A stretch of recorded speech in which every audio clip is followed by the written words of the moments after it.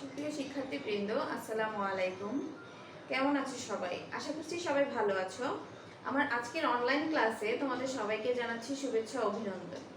আজকে আমরা তোমাদের নবম দশম শ্রেণীর ফিনান্স ও ব্যাংকিং বিষয়টি নিয়ে তোমাদের সামনে হাজির হয়েছি।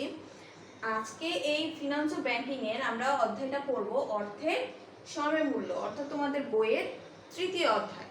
তোমাদের বইয়ের ফিনান্স ও ব্যাংকিং এ কিছু ম্যাথ রয়েছে, কিছু থিওরিক্যাল অধ্যায় রয়েছে।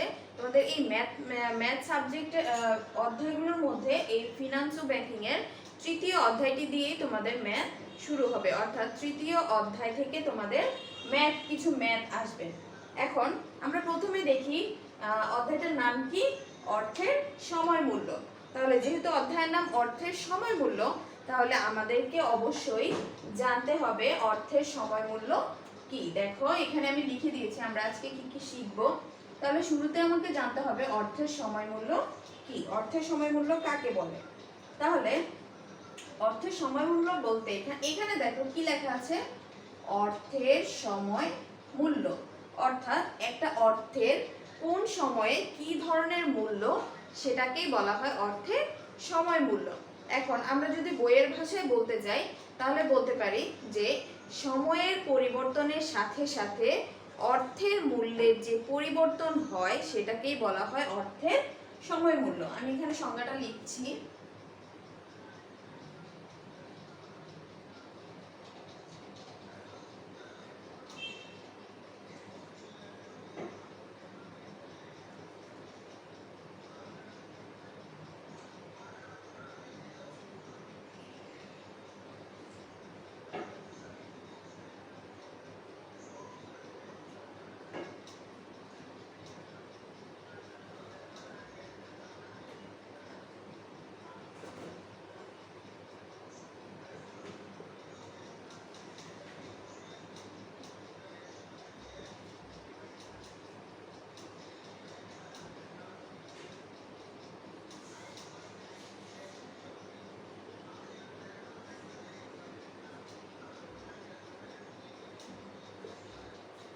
তাহলে আমি এখানে সংজ্ঞাটা কি লিখলাম, সংজ্ঞাটা লিখলাম সময়ের পরিবর্তনের সাথে সাথে অর্থের মূল্যের যে পরিবর্তন হয় তাকে অর্থের সময় মূল্য বলে।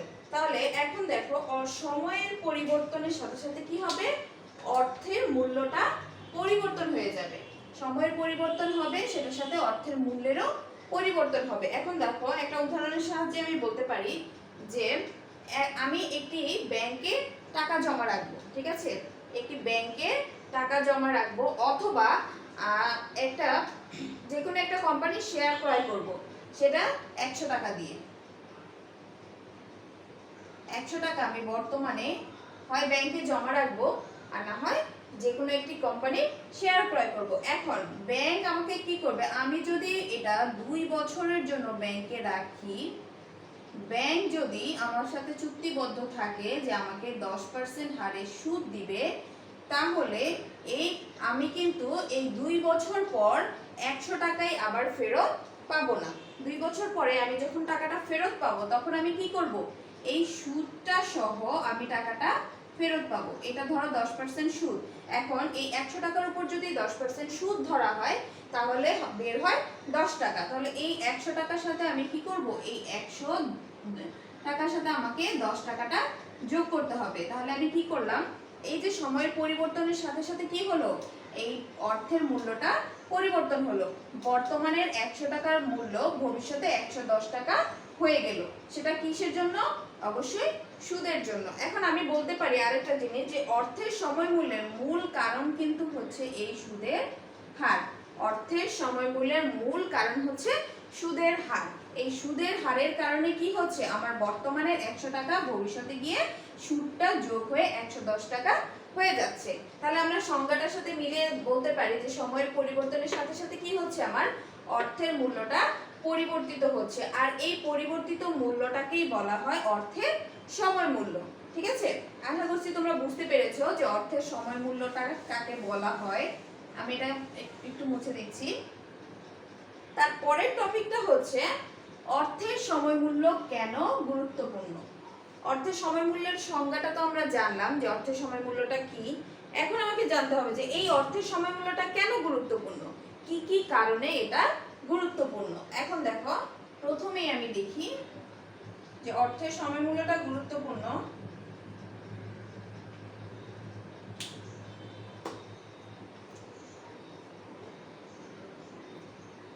সুযোগ ব্যয়ের জন্য।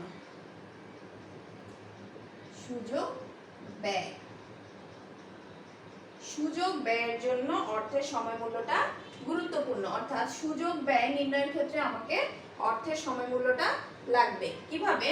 সুযোগ ব্যয় কাকে বলে?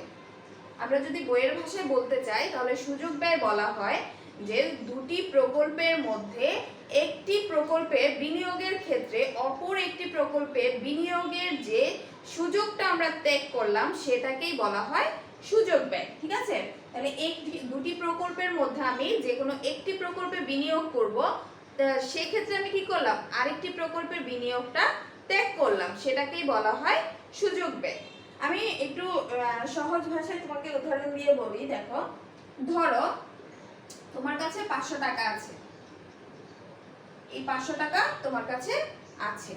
এখন তোমার দুইজন বন্ধু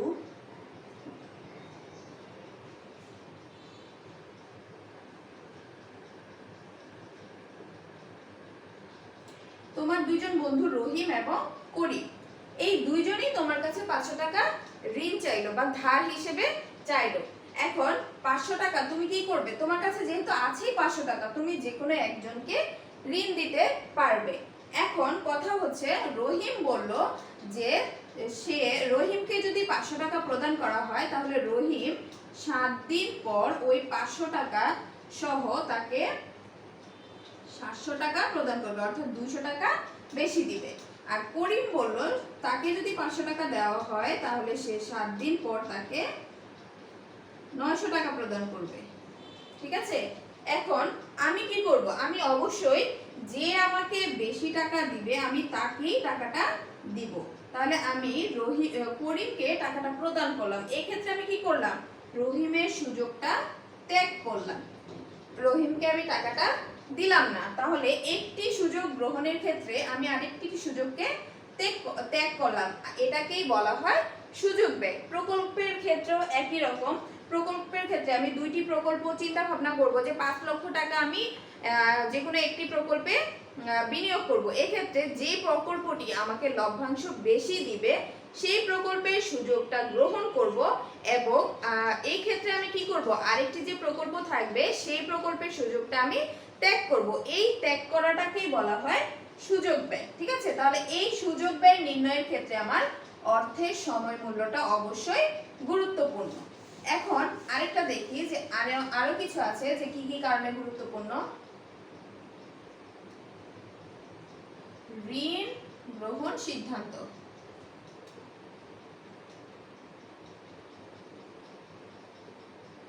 ঋণ গ্রহণ সিদ্ধান্তের ক্ষেত্রেও অর্থের সময় মূল্যটা গুরুত্বপূর্ণ। এই যে একটু আগে আমি যেটা বুঝালাম যে আমি যদি এখন সেটা তো সুযোগ ব্যয়ের ক্ষেত্রে আমি বুঝালাম যে একটি সুযোগ গ্রহণের ক্ষেত্রে আরেকটি সুযোগ ত্যাগ করলাম।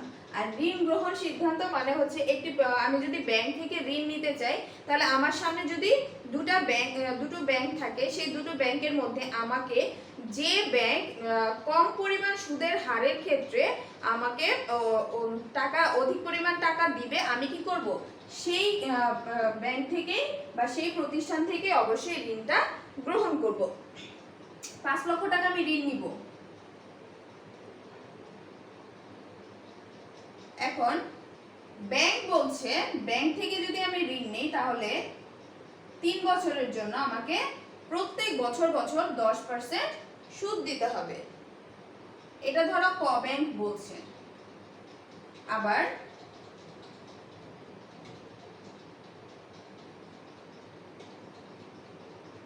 খ ব্যাংক বলছে 3 বছর, আমি যদি 5 লক্ষ টাকা ঋণ নেই তাহলে আমাকে 3 বছরের জন্য প্রত্যেক বছর 12% হারে সুদ দিতে হবে। তাহলে আমি কি করব? অবশ্যই কে গ্রহণ করব, কারণ ক্রয়ের কাছ থেকে যদি আমি 5 লক্ষ টাকা ঋণ নেই তাহলে আমাকে সুদের পরিমাণটা কম, অর্থাৎ সুদটা কম নিতে হবে। তাহলে এটাও আমরা কিভাবে নির্ণয় করতে পারবো? অবশ্যই অর্থের সময় মূল্যের মাধ্যমে। অর্থের সময় মূল্য এর বিভিন্ন সূত্র প্রয়োগের মাধ্যমে আমরা বের করতে পারবো যে 5 লক্ষ টাকা ঋণ নেওয়ার ক্ষেত্রে আমাকে কোন ব্যাংকে বা কোন কোম্পানিতে সুদের হারটা কম হবে।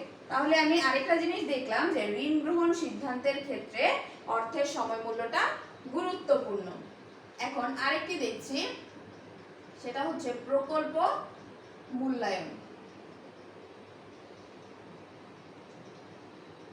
প্রকল্প মূল্যায়ন, প্রকল্প মূল্যায়নটা একই জিনিস, যে দুটো প্রকল্পের মধ্যে আমি একটাকে বেছে নেব, যে প্রকল্পে আমাকে লভ্যাংশ বেশি প্রদান করবে তাকে আমি বেছে নেব। তোমাদের প্রকল্প মূল্যায়নের একটি অধ্যায় আছে ফিনান্স ও ব্যাংকিং এর বইয়ে, সেটা হচ্ছে মূলধন আয় ব্যয় প্রাক্কলন, অর্থাৎ মূলধন বাজেটিং করে বা মূলধনটা আমরা বাজেট করে বের করব যে আমরা কোন প্রকল্পটা গ্রহণ করব। আর এই প্রকল্প মূল্যায়নের ক্ষেত্রেও অর্থের সময় মূল্যটা গুরুত্বপূর্ণ। তাহলে আমরা জানতে পারলাম যে অর্থের সময় মূল্য কেন গুরুত্বপূর্ণ, কি কি কারণে, সুযোগ ব্যয় নির্ণয়ের ক্ষেত্রে, ঋণ সিদ্ধান্ত গ্রহণের ক্ষেত্রে, প্রকল্প মূল্যায়নের ক্ষেত্রে। এখন আমরা দেখব বর্তমান মূল্যটা কি। বর্তমান মূল্য কাকে বলে? বর্তমান মূল্য মানে হচ্ছে যে একটি অর্থের বর্তমানে যে মূল্যটা রয়েছে সেটাকেই বলা হয় বর্তমান মূল্য। ঠিক আছে, বর্তমান মূল্য, বর্তমানে আমার কাছে যে অর্থটা আছে সেটাই হচ্ছে বর্তমান মূল্য। এখন এই বর্তমান মূল্যকে ইংরেজিতে বলা হয় প্রেজেন্ট ভ্যালু।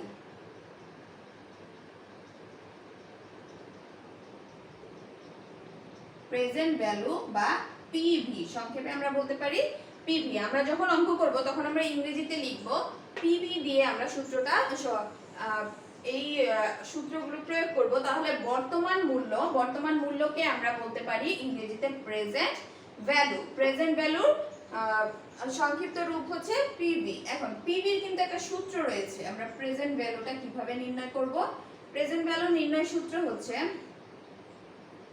আচ্ছা আমি একটু পরে সূত্রগুলো দেখাচ্ছি, আগে আমি একটু ভবিষ্যৎ মূল্যটা লিখে নেই। ভবিষ্যৎ মূল্য, ভবিষ্যৎ মূল্য, ভবিষ্যৎ মূল্যটা কি? এই যে বর্তমান যে মূল্যটা, সেই বর্তমান মূল্যের সাথে সুদের হার যোগ করে ভবিষ্যতে যে অর্থটা নির্ধারিত হয় সেটাকেই বলা হয় ভবিষ্যৎ মূল্য। বর্তমান মূল্যের সাথে সুদের হার যোগ হয়ে যে মূল্যটা নির্ধারিত হয় সেটা হচ্ছে ভবিষ্যৎ মূল্য। ভবিষ্যৎ মূল্যকে ইংরেজিতে বলা হয় ফিউচার ভ্যালু, অর্থাৎ এফবি। ঠিক আছে, ভবিষ্যৎ মূল্য ইংরেজি ফিউচার ভ্যালু, এটা হচ্ছে এফবি। এখন আমরা এই দুটো সূত্র দেখব। বর্তমান মূল্যের একটা সূত্র আছে, কিভাবে বর্তমান মূল্যটা বের করতে হয়, কিভাবে ভবিষ্যৎ মূল্যটা বের করতে হয় সেটার সূত্র দেখব। দেখো, বর্তমান মূল্য মানে পিবি, পিবির সূত্র হচ্ছে FB 1 plus I to the power N. ঠিক আছে, পিবি মানে এফবি মানে আমরা জানি ফিউচার ভ্যালু, আর নিচে 1 plus I to the power N. I মানে হচ্ছে এখানে ইন্টারেস্ট,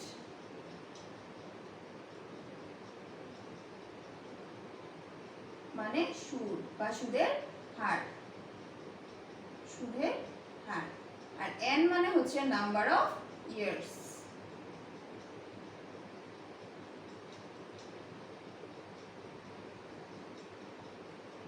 বা বাংলায় আমরা বলতে পারি মেয়াদ, মানে যে সুদের মূল্যের যে মেয়াদটা সেটা। তাহলে আমরা এই 1 তো 1 সূত্রের 1 থাকবে, 1 plus I to the power N K N দিয়ে এফবি কে অর্থাৎ ফিউচার ভ্যালুকে যদি ভাগ করি তাহলেই আমরা পিবি সূত্রটা পেয়ে যাব। তারপর এফবি সূত্র, এফবি সূত্র হচ্ছে এই যে দেখো, এটাকে কিন্তু উল্টিয়ে দিলেই হয়ে যায়। এফবিটাকে যদি এখানে আনি, পিবি এখানে উপরে আছে ভাগ অবস্থায়, এটাকে আমি এটার নিচে মনে মনে ধরো 1 আছে, তাহলে এটাকে যদি উল্টিয়ে দেই যে এফবিটা এখানে নিয়ে আসলাম, তাহলে পিবি চলে আসবে কোথায়? নিচে। PB into 1 plus I to the power N.